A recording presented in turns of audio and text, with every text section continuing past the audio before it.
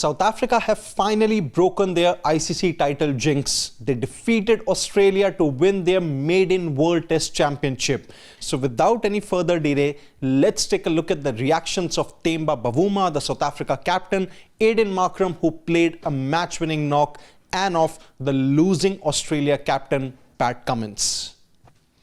Well, Temba Bavuma, he said, "We felt at home at Lord's. We have gone through the heartache. Hopefully, this is the one of many. There were many doubters, but it squashes that."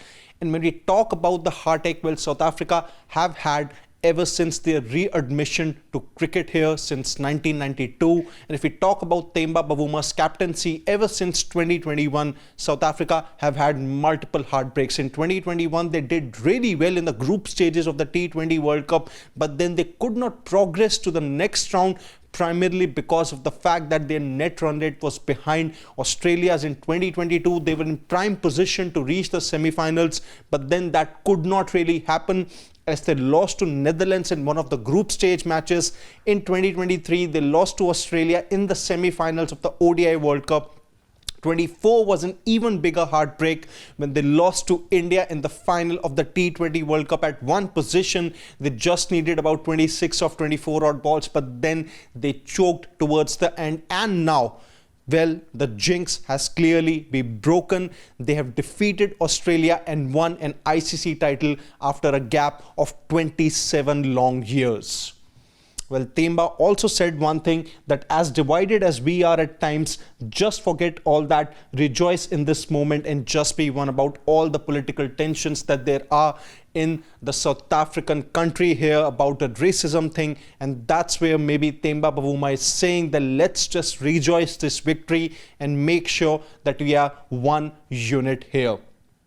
Well, Aiden Markram, for that matter, he also said that it's not always one-sided. You absorb the pressure. It was about maximizing the scoring options, had plenty of banter with Nathan Lyon. So with Aiden Markram, he really had to curb his aggression early on. That's basically his natural way of going about things. But then he knew that if he can counter the likes of Stark, Cummins and Hazelwood early, it's going to be pretty easy when he faces someone like a Nathan Lyon, who he was really at the top when he faced against him.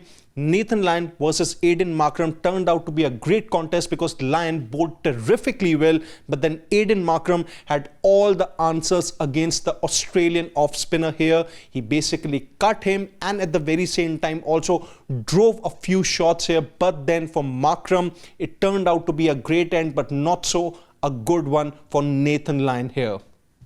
And last but not the least, well, Pat Cummins said South Africa did not give us a chance in the fourth innings. They did not bat them out. Yes, there are concerns in our top seven. For that matter, for Australia, they do have a lot of concerns.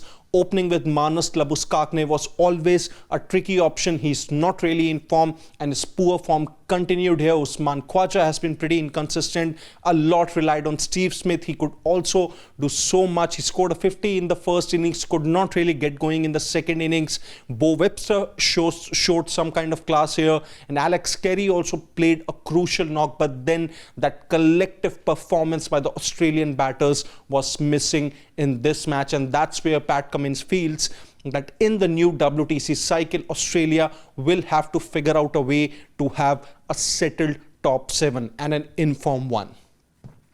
So a great day for the South African fans and cricketers, but at the very same time, a not so good one for Australia. Can Australia really bounce back from this in the new WTC cycle? Well, you can let us know your thoughts in the comment section, and don't forget to subscribe to Sports Today for all the exciting updates and analysis from the sporting world.